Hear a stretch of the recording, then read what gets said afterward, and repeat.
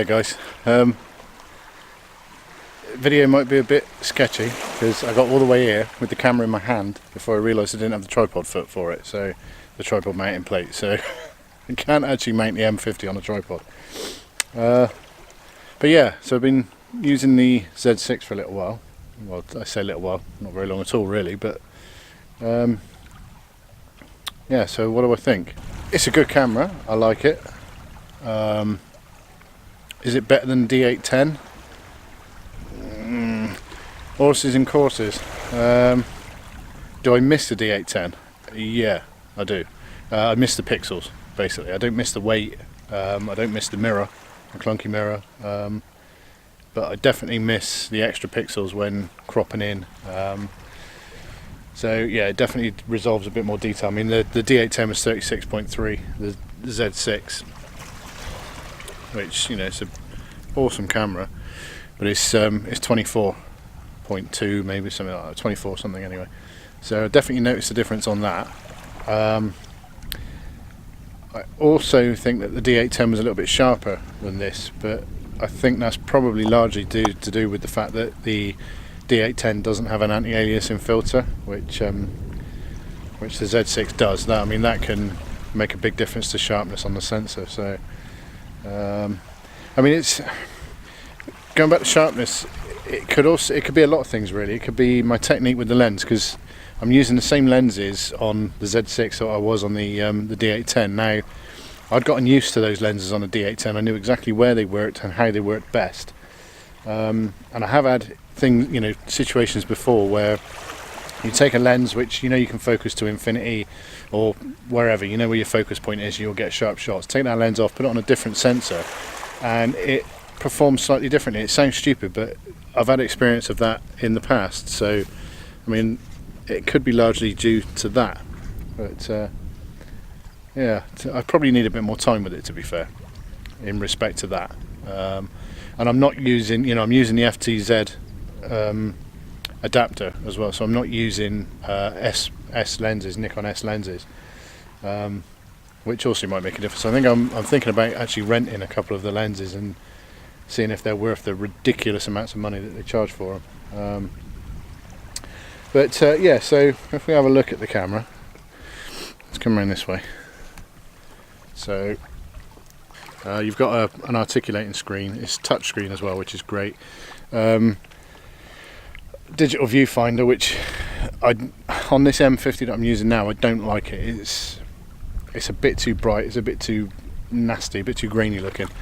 On the Z6, it's fantastic. The viewfinder is absolutely awesome. But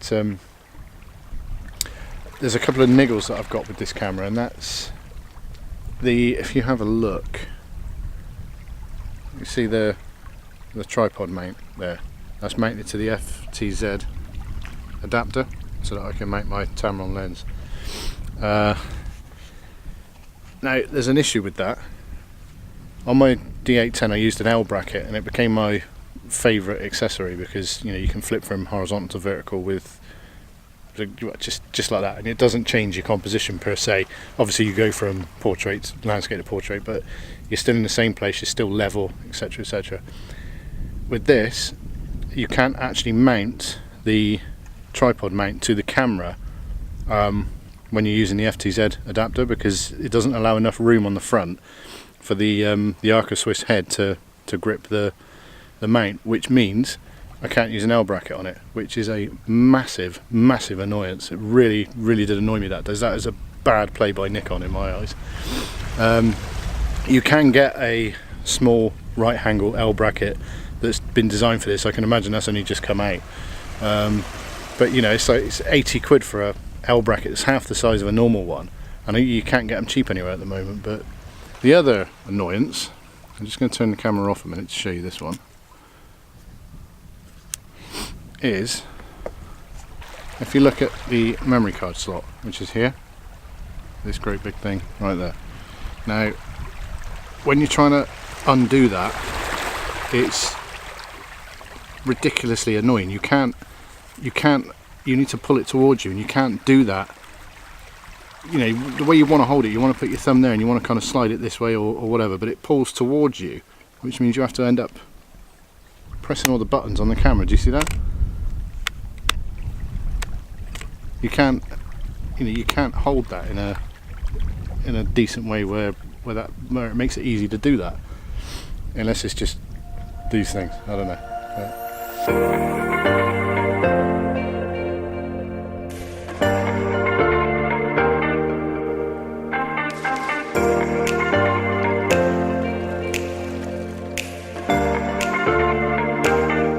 I mean, don't get me wrong, it's a great camera. It's a really good camera. It's really nice to shoot with. It feels substantial in the hand as well, which was something I was really worried about, because the M50 that I'm filming this with, it feels a bit too light and flimsy for my liking. But the Z6, it feels like a solid camera, which is great. Coming from the D810, I mean, it's got a lot to live up to really in that department. So yeah, I mean, the autofocus is absolutely spot on. It's from what I've seen of it, it's not missed. What you focus on, it hits, no trouble at all. Low light shooting is brilliant. Noise control is really, really good. In fact, that is probably better than the D810. That's to do with the size of the pixels on the sensor. They're actually bigger on the Z6 than on the D810. So for noise, I think the Z6 actually is better.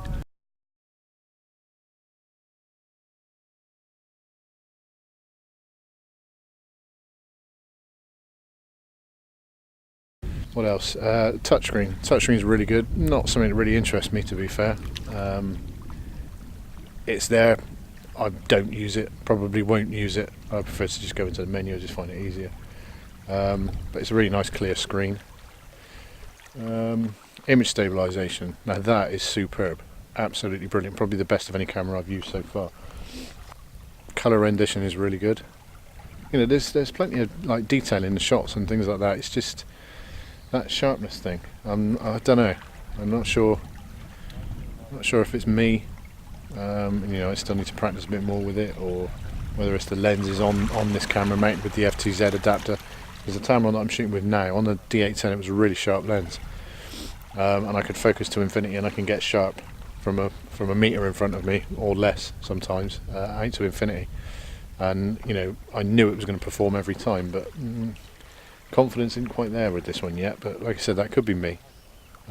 I can't comment on a video, because the video of the Z6, because it's not something I'm going to use, but it does shoot 4K 30 frames a second. Like I said, it's not going to be something that I'm going to use.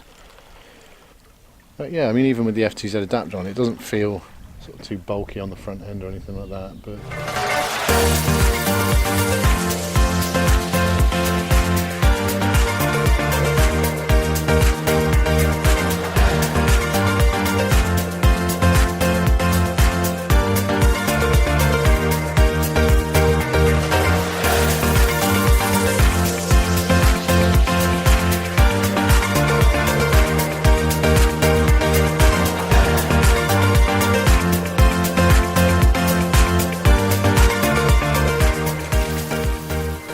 so looking at a couple of shots that I've taken tonight, I may have nailed that sharpness issue that I was worried about, because on the back of the screen here, yeah, they're looking pretty good. Battery life, nowhere near that of the D810, but it is a mirrorless system, so the sensor's on all the time, and it's electronic viewfinder, etc. In-body stabilization. There's a lot going on in the camera. The good thing is the D810 batteries fit this camera.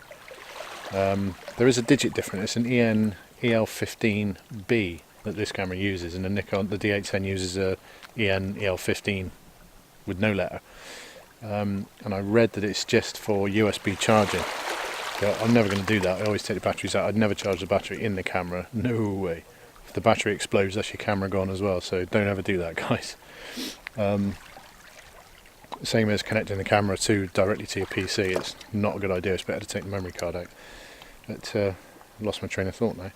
Yeah, the battery. So yeah, so I've got 3 spare batteries for it now. Oh, memory cards. Now this is a killer. If you're considering any of the Z series, if you're considering buying the camera a couple of grand, whatever, make sure you keep yourself a couple of £100 extra to buy yourself a memory card or two, because it uses XQD cards.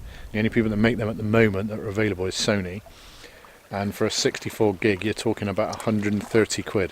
I mean, they're about 4 times faster than the fastest SD card. They are pretty swift, but £130 for a 64 gig card, just wow, that absolutely crippled me. But thankfully, when I bought this one, it was bundled with a 64 gig Sony XQD, which I didn't even think about at the time, but yeah, I'm glad it was. But then I had to buy an XQD reader, which, you know, was another £30, because you know, my card reader only did SD, compact flash, etc., etc. So new technology, and expensive at the moment. No doubt, you know, third parties will start making them. Well, I hope they will, if there's enough support for them. But yeah, I guess we'll see. So just bear that in mind if you're considering any of the Z series. Make sure you get one with a bundle, or put some money aside for the memory cards, because they're not cheap.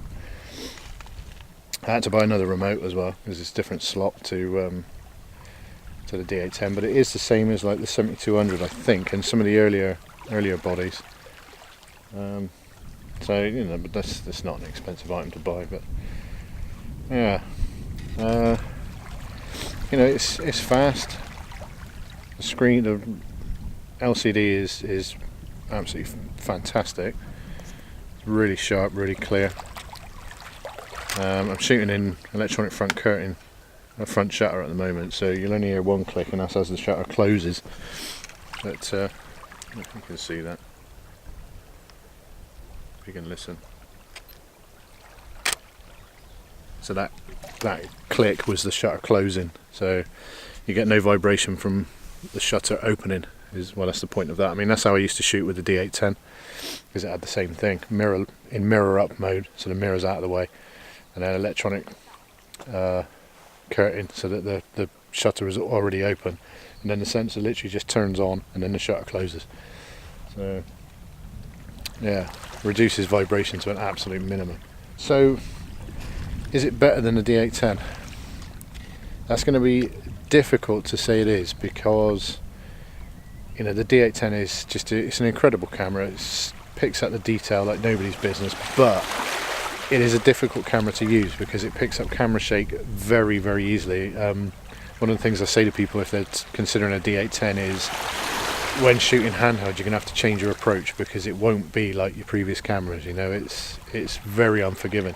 Same with lenses, really, which is why with this Tamron lens, I know it was really sharp on the D810, so it should be on the Z6. But yeah, so is it better? Probably. It's difficult. There's pros and cons, isn't there? I mean, the Z6 is future-proof now. It's the way forward. It is mirrorless. Oh, and it's got the same weather sealing as the D850 as well, which fills me with confidence, because I do get my equipment wet. I try to cover it when I can, but if I get a splash on it or whatever, I'm not too worried. You know, they are designed to take this sort of battering. Yeah. Well, we'll see. Hopefully I can nail the sharpness. If I can nail that sharpness issue, then I would say, yeah, you know, it's a better camera than the 810. But again, it is horses for courses. I do miss being able to crop as tight as I could with the D810 without losing any detail. But yeah, you know, you've probably seen a few shots that I've posted on my Facebook page already from this camera, and I'm not disappointed. I don't think. It's difficult. I'm conflicted. But I mean, you know, I don't own the D810 anymore, so it's tough, isn't it? I've got to suck it up and get on with it. But no, I'm not disappointed. That sounds like I'm disappointed, but I'm not. I'm definitely not. You know, the D810's what, probably 4 or 5 years old now. You know, this sensor and the technology in this one's all brand new. I just need to try it with some of the Z mount lenses. I think some of the S lenses. Like I said, I think I'll rent one. You can rent lenses so cheap now. It's like sort of £50 or something for 3 days. You know, it's better to spend £50 for 3 days than spend £1,000 and find out it's crap. You know, so yeah, we'll see. Anyway, the sun's breaking through, so I'm going to see if I can grab a shot.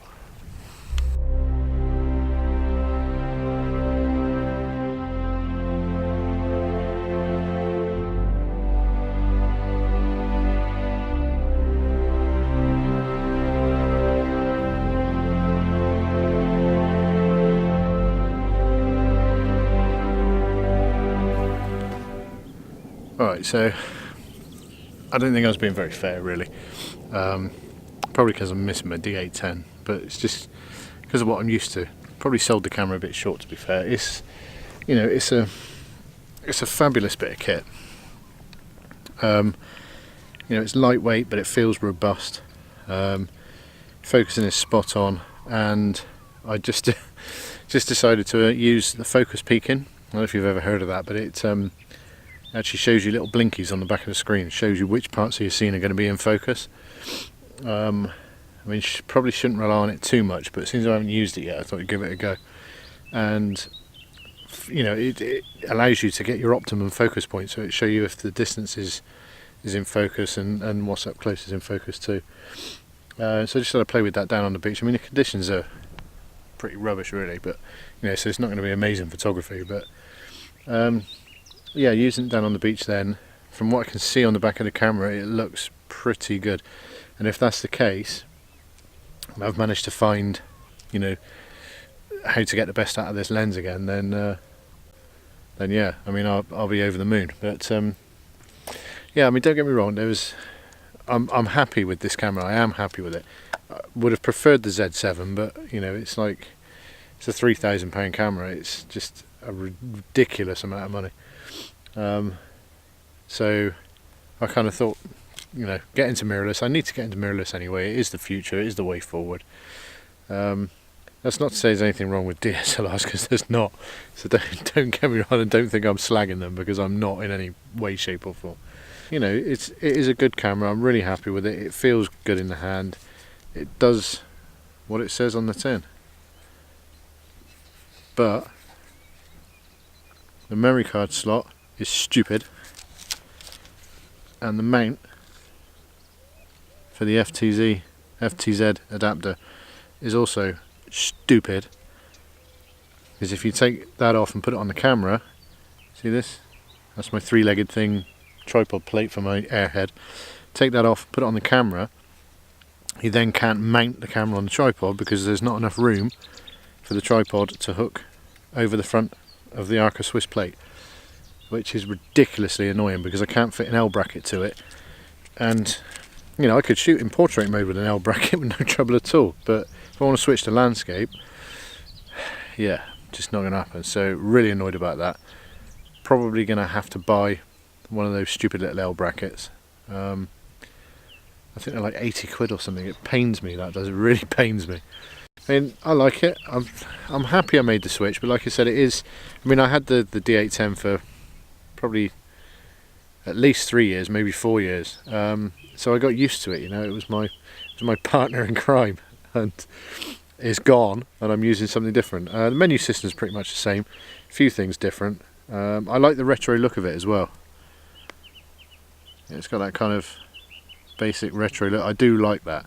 And it is nice to have something smaller, because the D810 was a big, bulky, and don't get me wrong, it's built like a tank, but it was a big old lump to carry around. So back to the ultimate question: is it better than the D810? It's horses for courses. I don't know how to answer that, because they're both exceptionally good cameras. They've both got their pros, they've both got their cons. If you're a major pixel peeper, which I was, whatever, the D810 has probably got the edge because of the extra resolution and the lack of anti-aliasing filter, but everything else, I think you've got to give it to the Z6. You know, focusing, the D810's live view focusing was abysmal. You could not rely on that at all. It was just rubbish, ridiculously slow, and just no good at all, really. This thing, straight in there.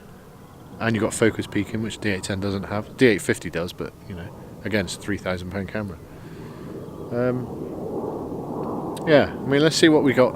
I'll see what I got tonight. And if I've nailed that sharpness issue that was concerning me, then I think the camera's capable. I definitely do think it's capable, because shooting with the Sigma 24-105, I took a couple of shots at 24mm and some sort of generalised softness there. Now I know that lens isn't the best, but I know it can perform better. But then the pier shots, where I took the shots of the North Pier, zoomed in at 105mm, it was bang on, tack sharp, absolutely tack sharp. So it's got to be a focusing thing. I think it's operator error. So I just need to get to know the lens camera combination again. I mean, it took me long enough to get that sus with the D810. It's just, you know, it is what it is. It is what it is. I'm happy. I'm now on the mirrorless ladder. I mean, the next logical step after this one, which won't be for a while, would be the Z7. I probably should have saved for a bit longer and probably gone down that route, to be fair, because being a pixel peeper, you know, the 45 megapixels would have suited me nicely, but yeah, it is what it is. But no, it's a great camera, not disappointed, don't regret my purchase, and yeah, hopefully this has been of some use to you. I've been rambling on for ages, so I better wrap it up, and I'll see you next time.